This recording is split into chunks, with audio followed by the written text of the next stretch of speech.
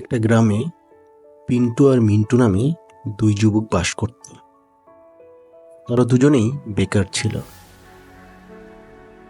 দিনমজুরের কাজ ছাড়া গ্রামে আর কোনো কাজই তারা দেখছিল না। একদিকে নববিবাহিত স্ত্রী নিয়ে দুজনের একই রকম পারিবারিক অবস্থা।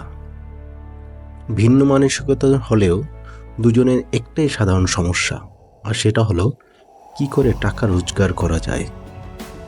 এসব ভাবতে ভাবতে পিন্টুর মাথায় একটা বুদ্ধি খেলে গেল। সে মিন্টুকে বলল, দুজনে মিলে যদি একটা করে গাভী কেনা যায় তাহলে কেমন হয়। গাভীর দুধ বিক্রি করে কিছু টাকা পাওয়া যাবে, আর গাভীর বাচ্চাও হবে, ফলে গাভীর সংখ্যাও বাড়বে। আর এভাবেই দুজনে একদিন অনেক টাকার মালিক হয়ে যাব। গাভীর সংখ্যা যত বাড়বে তখন অনেক লোক রাখবো দেখাশোনা করার জন্য, কিছু লোকের কর্মসংস্থানও হবে। এভাবে দুজনই একদিন ধনী হয়ে যাব। এভাবে পিন্টুর তার ভাবনার কথা মিন্টুকে জানায়। এই প্রস্তাবটি মিন্টুরও খুব ভালো লাগে। সেও প্রস্তাবে রাজি হয়ে যায়। তারা দুজনে কথা পাক্কা করে ফেলে। খুব আনন্দ আর উদ্দীপনা নিয়ে দুজনেই বাড়ি যায়। দুজনেই তাদের এই উদ্যোগের কথা তাদের নিজেদের স্ত্রীকে জানায়। পিন্টুর স্ত্রী সব শুনে খুব আনন্দের সাথে তার গয়না খুলে স্বামীর হাতে দিয়ে দিল। খুব ভালো পরিকল্পনা। আমার গয়না বিক্রি করে গাভী কেন, যখন বেশি বেশি রোজগার হবে গয়না কিনতে আর সময় লাগবে না। স্ত্রীর কথায় গর্বিত হয় পিন্টু। ওইদিকে মিন্টু তার পরিকল্পনার কথা স্ত্রীকে জানালে তার স্ত্রী বলে, দেখো, একে তো আমাদের কিছুই নেই, খালি কয়েকটা মাত্র গয়না সম্বল আছে, আর তা বিক্রি করে গাভী কিনবে। কিন্তু যদি গাভীটি মরে যায় তখন কি হবে? মিন্টুর মনে খটকা লাগলো। মনে হয় তার স্ত্রী ঠিকই বলেছে, কারণ গাভী যদি মারা যায় একমাত্র সম্বল গয়নাটিও যাবে, গাভীও যাবে। এ তো ঝুঁকি নেওয়াটা উচিত হবে না। পরের দিন দুই বন্ধুর দেখা হলো। মিন্টু বলল, ভাই পিন্টু, গাভী যদি মরে যায় তাহলে কি হবে? পিন্টু তখন বলল, এ তো নেগেটিভ চিন্তা করছিস কেন? কেনার আগেই গাভীর মরার কথা কেন আসছে? আর গাভী কোনো কারণেই বা মরতে যাবে? মিন্টু একই সুরে হতাশ জবাব দেয়, তা তো বুঝলাম যে গাভী মরবে না, কিন্তু ধরো যদি মরে তাহলে কি হবে? পিন্টু অত্যন্ত স্নেহ ভরে জবাব দেয়, তো তাহলের জবাব আমার কাছে নেই। মিন্টু বলে, এই তাহলের জবাব আমার কাছে আছে। আমরা বরবাদ হয়ে যাব, সব হারিয়ে যাবে, নিঃস্ব হয়ে যাব। অত্যন্ত বেদনাহত হয়ে পিন্টু বলল, কিন্তু তুই কেন বারবার ভাবছিস যে গাভীটা মারা যাবে? একটু অন্যভাবে ভেবে দেখ।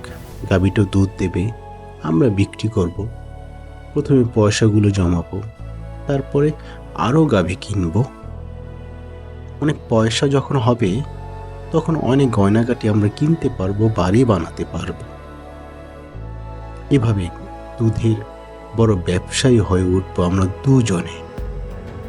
কিন্তু মিন্টুর ওই একই বলি, একই জিকি। ব্যবসা, টাকা, বাড়ি, গয়না সব হবে তখনই যখন গাভীটা বেঁচে থাকবে। এরপর অনেক বোঝানোর পরও মিন্টু তোতা পাখির মতো বলতে থাকলো, গাভী যদি মারা যায়। পিন্টু আর বোঝাতে পারে না, শুধু বলে, দেখ মিন্টু, এই রকম ভাবলে তুই কোনোদিন কোনো কাজ করতে পারবি না। এই ধরনের ভাবনা ঠিক নয়, কারণ তুই আগে অন্ধকার দিকটাই দেখছিস। এভাবেই দুই বন্ধু তর্কের পর তর্ক কয়েকদিন চলে গেল। পিন্টু একাই একটা দুগ্ধবতী গাভী কিনে ফেলল। এখন সে আর দিনমজুরে কাজে যায় না। প্রথম কিছুদিন দুধের গ্রাহক খুঁজতে, গাভীর পরিচর্যা করতে কষ্ট হয়েছিল।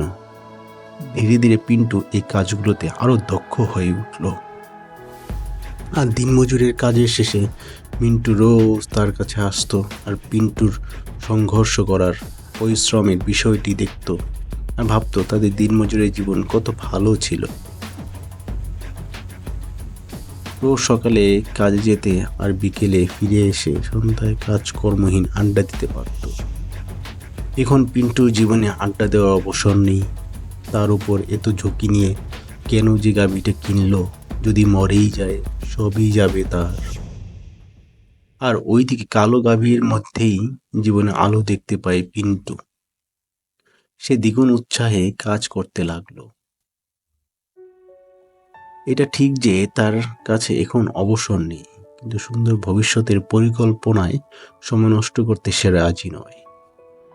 এইভাবে দিন চলে যায়। আস্তে আস্তে তার গ্রাহক বাড়তে থাকে, গাভী বাড়তে থাকে, কাজের লোকও বাড়তে থাকে।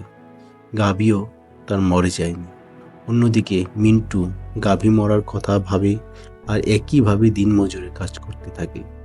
এদিকে পিন্টু ধীরে ধীরে ধনী হতে থাকে ক্রমশ। বন্ধুরা, এই গল্পের ভেতরের বিষয়টি যদি আমরা বুঝতে পারি, তাহলে আমাদের জীবনে পদক্ষেপ নেওয়ার শিক্ষাটি অর্জন করতে পারব। এই গল্প থেকে তিনটি বিষয় খুবই স্পষ্ট। তা হচ্ছে কিন্তু, যদি, তবে ইত্যাদি নিয়ে আমরা যদি পড়ে থাকি, তাহলে আমরা সামনে এগোতে পারবো না। নেতিবাচক ভাবনা কখনোই মাথায় আনতে নেই। আর সর্বশেষে বলতে চাই, নো রিস্ক নো গেইন। ঝুঁকি নিতে পারলেই জীবনে সাফল্য আসবে। ধন্যবাদ।